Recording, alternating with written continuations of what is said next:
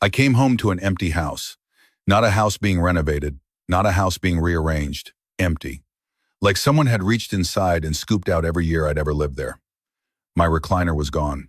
My father's writing desk, the one he used during the war to write letters to my mother, was gone. 18 years of my life had been deleted in the time it took me to fly back from 2 weeks in the Caribbean. And standing in the doorway with my suitcase still in my hand, I heard my son-in-law laugh from the kitchen. He actually laughed.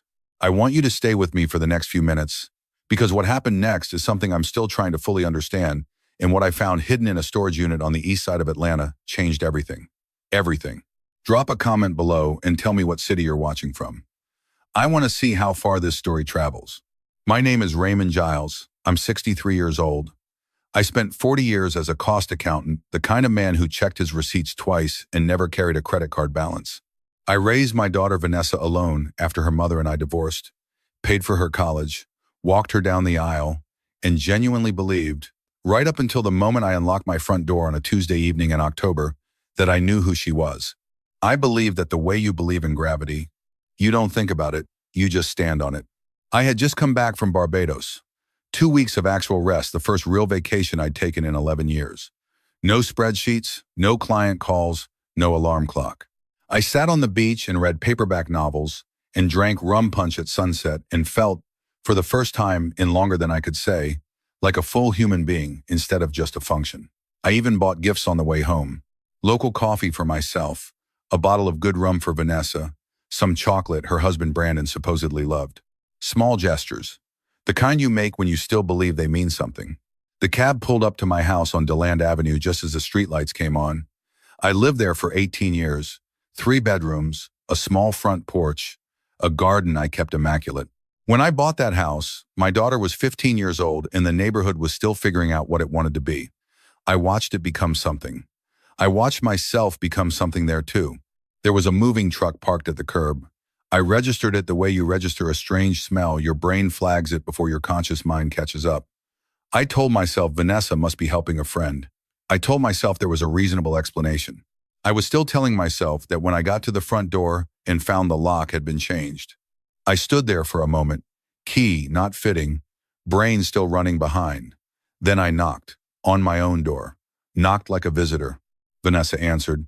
She was wearing an expression I'd never seen on her before, not guilt, not even discomfort. Something more practiced than that. Something resolved. "Dad," she said, "you're back early." I wasn't back early. I was back on exactly the day I'd told her I'd be back. I pushed past her into the living room, and the sight stopped me completely. The walls were bare, the floors were bare. The only furniture left in the entire house was the kitchen table, my kitchen table, where I'd eaten breakfast every morning for 18 years, and Brandon was sitting at it like he owned the place. Which, as I was about to learn, was more or less legally accurate. Brandon Elias was 37 years old, slim, always dressed like he was being photographed. He had the kind of practiced confidence that reads as charm until you've known him long enough to see the machinery underneath. He smiled at me the way someone smiles when they've already won and they know it. "Raymond," he said, "sit down, we need to talk." I told him not to tell me to sit down in my own house. "That's actually the thing," Vanessa said from behind me. I want to slow this moment down because I've replayed it hundreds of times. The way she said it, not cruel, exactly, careful, like she'd practiced. She told me the house had sold 3 days prior. Cash buyer, quick close, done. I thought I misheard her. I didn't mishear her. She told me the house had been in her name since she turned 18. She told me I'd put it there myself. I had, technically during the ugly final months of my divorce, when my ex-wife's attorney was threatening to come back for the equity I'd built, I'd transferred the deed to Vanessa as a protective measure. The idea was to keep the asset out of reach during the legal fight. Then the divorce settled, and I moved on. And I never moved the house back into my name. I forgot. I simply forgot. I'd been living in a house my daughter legally owned for 16 years without either of us ever discussing it. Brandon pulled out a folder and slid it across the table. The papers were all in order. $267,000, $100,000 below what any realtor would have listed it for. Gone in a week to a cash buyer, Brandon had apparently found through one of his business connections. "You sold my home," I said. My voice came out quieter than I expected. "Legally," Vanessa said, "it was mine." I looked at my daughter then, really looked at her. I was searching for something, some version of her that made sense to me. The girl who used to fall asleep on my shoulder watching movies. The teenager who called me every Sunday from college just to talk. The woman I danced with at her wedding 2 years prior. She was looking at a spot on the wall just past my left shoulder. Not at me. Through me. I asked her where my things were. Storage unit on Moreland Avenue. She slid a key across the table. Unit 14. Most of it, Brandon clarified. I asked what most of it meant. He explained that some things hadn't been worth the moving cost. Old furniture, books, some electronics that were outdated. He listed it like a grocery order. Calm, efficient, bored. My father's desk, gone. My grandfather's old record collection, gone. 40 years of things I'd accumulated in a life I thought was mine, reduced to a storage key on a kitchen table. If you have ever stood in a room and felt the floor disappear from under you without moving an inch, you know what that moment was. The body registers betrayal differently than the mind does. The mind is still trying to construct an explanation. The body already knows. I asked where I was supposed to sleep that night. Vanessa told me there was a hotel nearby. She even said it was nice. I stared at her. She didn't move. I picked up the storage key. I picked up my suitcase. I walked back out through my front door for the last time. Here's what I want to be honest about. I did not fall apart in that parking lot. I sat in the back of a rideshare with my hands in my lap, and I felt something go very still inside me. Not cold exactly, still. The way a body of water goes still right before it freezes solid. I checked into the Holiday Inn on Peachtree, and I sat on the edge of the hotel bed, and I stared at the wall, and I thought not about Vanessa, not about Brandon, but about my father. About the desk that was gone. About the letters he'd kept in that desk. About the man I'd been named after and the man I was trying not to disappoint, even now that he'd been dead for 22 years. That was the thought that got me moving. The next morning, I went to see Gerald Okafor, the attorney who'd handled my divorce. He's downtown in one of those old brick buildings near the courthouse, been practicing for 30 years, knows where all the bodies are buried, figuratively speaking. He pulled my file and confirmed everything Vanessa had said. The transfer was legal. The sale was legal. I had no grounds for any civil claim. I had been, legally, a guest in my own home for 16 years. Gerald was sorry. He said it like he meant it. I thanked him and left. And then I drove to the storage unit on Moreland Avenue because there was nothing else to do. Unit 14 was roughly 10 feet by 12. My life had been compressed into it like someone folding a map wrong. Boxes stacked, crooked, furniture jammed sideways, picture frames cracked against the concrete floor. I spent 3 hours going through it with a flashlight and a clipboard, making an inventory, trying to understand what I'd lost and what remained. My photo albums were there.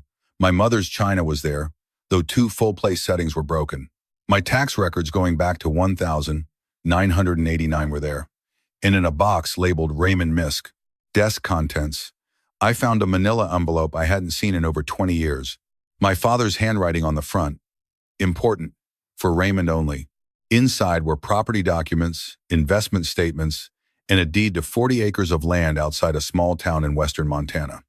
My father had purchased it in 1971 as a hunting retreat. According to the deed, he'd transferred it to my name the year I turned 21. I'd known about it once vaguely, the way you know things you've never had to act on, and then I'd buried it under grief and medical bills and the chaos of building my own adult life. I called a real estate contact in Montana from the parking lot of the storage facility. I described the parcel. She went quiet for a moment. Then she asked me if I was considering selling. I told her maybe. Why? She told me that area had appreciated considerably. 40 acres with water rights in that corridor was currently fetching between $800,000 and $1.2 million depending on condition and access. I sat down on the bumper of a parked car that wasn't mine. I stayed very still for a while. Here's what I've learned about life. It doesn't give you what you need when you ask for it. It gives it to you when you're ready to receive it. And sometimes the act of receiving it requires that something else had to be stripped away first. I didn't feel lucky in that parking lot. I felt something more complicated, like the universe had been carrying something for me, patiently, and had finally decided the time had come to set it down. I went back to the storage unit. I spent the rest of the day going through every single box, every document, every envelope. I found CDs that had been auto-renewing for decades. Savings bonds my parents had purchased when I was born. Investment account statements I'd never tracked down after my father's estate settled. I added it up 3 times. The total, including the Montana property at conservative estimates, was somewhere north of $2.8 million. I had been living as a cost accountant worried about his retirement fund, and I had been sitting on $2.8 million my entire adult life. I hadn't known. I just hadn't known. That evening in the hotel room, I poured myself a bourbon from the minibar and made a list on a legal pad. Properties, accounts, next steps, attorneys to call. And at the bottom of the list, I wrote one sentence. They thought they left me with nothing. They set me free. Meanwhile, I'd hired a private investigator, a former police detective named Carl Winters, to look into Brandon's restaurant chain story. Something about it had felt wrong from the moment Brandon described it, and 40 years in accounting teaches you to trust that feeling. Carl came back to me 4 days later with a folder that made my blood run cold. Brandon Elias had 3 arrests in Nevada for gambling-related offenses, a check fraud conviction, 2 investigations never prosecuted for running illegal card games. The restaurant chain he'd told Vanessa about didn't exist. No business license in any state, no incorporation papers, no location permits, nothing. The $267,000 from my house sale had gone into an account he'd opened 2 weeks before the closing, and within 72 hours of deposit, it had been withdrawn in cash, always just under the federal reporting threshold. Carl also told me about Brandon's associates in Atlanta, people connected to high-stakes illegal gambling operations, loan collection, the kind of businesses that don't appear on any registry. Brandon owed these people significant money. The house sale had been a partial payment. He still owed more. He wasn't an entrepreneur. He was a criminal who targeted my daughter, and possibly through her, me. I sat with that for a long time. Because here's the hard part. Vanessa knew. Not all of it, maybe, but she knew enough. I could see it in the way she'd avoided my eyes in the kitchen. She'd been complicit in selling my home to fund a situation she couldn't fully explain to herself, and she'd made that choice anyway. She'd chosen him over me, and she'd done it while looking at the floor. Carl called me 2 weeks later, by which point I was already in Montana standing on my father's land for the first time. The FBI had raided Brandon's operation. He'd tried to run and wrapped his car around a tree 2 miles from the warehouse. He was in a hospital bed facing federal charges. Vanessa had been listed as a person of interest. She'd started calling everyone old friends, distant relatives, anyone trying to raise money for his bail and her own legal defense. Then Carl told me she'd hired someone to find me. She'd told the Atlanta police I was a missing person. She'd told them I'd been erratic since the house sale, that I'd made statements suggesting I didn't want to go on. She was trying to weaponize concern to flush me out of wherever I'd gone because she needed access to whatever I had left. That part didn't make me angry.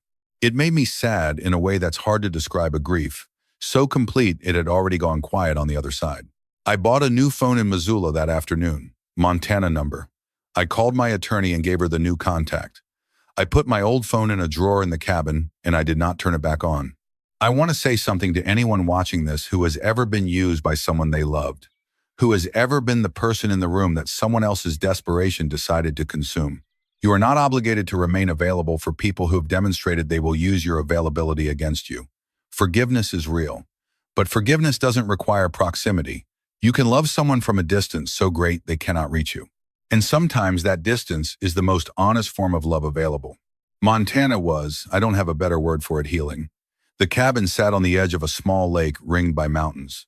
My parents had chosen well. The structure needed work, but it was sound, built from timber that had stood for 50 years and could stand for 50 more. I found a property management company in Missoula that had been maintaining it under an old arrangement my father had set up and apparently never canceled. The place had been waiting for me. My attorney, a sharp woman named Patricia Osei, who specialized in estate law, helped me access my accounts inside of 2 weeks.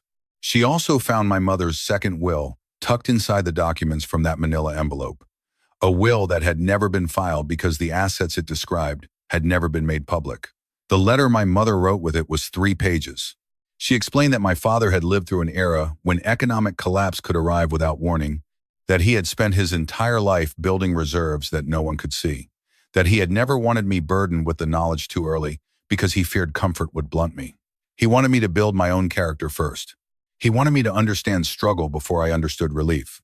And then his words, through her handwriting, he wanted me to use what he'd left to build the life I actually wanted, not the life circumstances had assigned me. I read that letter 4 times in the workshop of the cabin while snow came down outside the windows. I am not ashamed to say I was crying for most of it. My father died when I was 41. I had been talking to him in my head ever since, justifying myself to him, measuring myself against him, and here he was, finally answering. He would have been proud of me for not going back. 6 months after I arrived in Montana, I was sitting on the porch with a cup of coffee watching spring ice break up on the lake when a rental car came up the dirt road. I watched it park. I watched Vanessa get out. She was thinner than I remembered, dressed simply jeans, a plain sweater, and moving carefully, the way people move when they've been through something that rearranged their understanding of what solid ground feels like. She stopped at the bottom of the porch steps and looked up at me. "Hi, Dad." Her voice was small. The woman who'd told me to find a hotel room, that version of her was not visible anywhere in the person standing in my yard. I told her to sit down. She sat in the chair across from me like someone keeping a respectful distance in a space they weren't sure they were welcome in. Brandon had pled guilty. 8 years federal. She'd taken a deal, testimony, probation, restitution. The investigation had uncovered his plan to abandon her. Accounts in other states, escape routes she'd known nothing about. He had never intended to take her with him when he ran. She trusted him completely, and he had used her as a vehicle and planned to leave her at the crash site. I listened to all of it without interrupting. Then she said she was living in a studio apartment, working checkout at a grocery store, starting over. She wasn't asking for money, she said, and then, after a pause, she said she was wondering whether there might be some help available. A loan, maybe. Somewhere to stay while she saved up. Slowly, very slowly. I want to tell you what I was feeling in that moment. I think it matters. I was not angry. The anger had been spent months ago in a storage unit in Atlanta while I sorted through broken picture frames. What I felt sitting across from my daughter on that porch was something closer to grief, a clean, final grief for the relationship we might have had and didn't. I felt it the way you feel, a scar you've stopped noticing. Present, real, no longer raw. I told her I forgave her. I meant it completely. And then I told her that forgiveness was not the same thing as restoration, that a door could be closed gently, that I could wish her well genuinely, fully, without conditions and still not open that door. She started crying. I let her. I told her that love without accountability is not a bond. It's a weight, that I had carried her at the expense of myself for 34 years, and that I had finally understood that this was not love on my part. It was fear. Fear of being alone. Fear of failing as a father. Fear of the silence that lives in houses where children used to be. I had confused maintaining access to her with maintaining a relationship. Those are different things. She stayed on that porch for 2 hours. We talked more honestly than we had in years. I told her things I'd never said. She told me things I hadn't known. I don't think either of us healed anything that afternoon, but I think we both stopped pretending. When she left, she turned at the car door and said, "I love you, Dad." I said, "I know. I love you too." And then she drove away down the dirt road and disappeared into the tree line, and I sat back down in my chair, and I picked up my coffee, and I listened to the lake. What this whole experience taught me, really taught me, in the bones, is that the most dangerous form of love is the kind that never asks anything of the person being loved. I had raised my daughter to believe that my love was unconditional in a way that meant consequence-free. I had never let her experience the weight of hurting me, and so she never learned that I was a person who could be hurt. She learned instead that I was a resource. The mistake wasn't trusting her with the house. The mistake was spending 34 years protecting her from the reality that her choices affected other people. I had loved her in a way that made her less, not more. And only when she lost everything did she begin to become someone capable of the relationship we should have had. If you are someone in a situation where you are enabling someone's capacity to harm you, where your love has become permission, I want you to sit with this question tonight. What are you protecting them from by staying available? What would they have to learn if you step back? That question saved my life, or at least the second half of it. The morning after Vanessa left, I called Patricia Osei and made 2 donations. $50,000 to an Atlanta organization that supports families navigating the aftermath of incarceration, people who, unlike me, had done nothing to contribute to their circumstances and had no inheritance waiting in a storage unit. And $50,000 to a Montana Community College scholarship fund for students in the trades. My parents had built quietly and left it behind. I wanted to do something similar. I want to be honest with you one more time before I close. I am not entirely at peace. There are mornings on this porch when I look at the lake and I think about Vanessa at 19, telling me about a class she loved, and I feel something that doesn't have a clean name. Not regret, not longing, something quieter and more permanent. I carry that with me. I think I always will, but I am free. Genuinely, structurally, permanently free in a way I have not been since before my marriage ended and my life collapsed into obligation and maintenance. I am building something here in Montana that belongs to me. Real friendships, a garden, dinners with neighbors, an understanding with a woman named Judith who runs the local used bookstore and makes me laugh harder than anyone has in years. A life that fits. My parents built all of this and set it aside for a day when I would need it. They knew something I didn't, that the things worth having often can't be given until the person receiving them has been through enough to understand their value. I am through enough. Now I want to hear from you. Type 1 in the comments if you think I made the right call by not warning Vanessa when she was still in danger. Type 2 if you think I should have let her stay when she showed up at the cabin. Type 3 if you've been in a situation where you had to choose between love and self-preservation, and I want to know what you chose. Tell me what city you're watching from and what time it is there right now. And if something in this story sat with you, if any part of it sounded like something you've lived, I'd be grateful if you shared it with someone who might need to hear it. If this channel has earned a place in your week, subscribing takes 3 seconds and it means more than you know. Every story I bring here is one I believe needed to be told, and knowing you're out there listening is what makes it worth telling. This is a fictional story inspired by real emotional experiences, fully rewritten and reimagined in Atlanta to create original content. Any resemblance to real people or events is coincidental.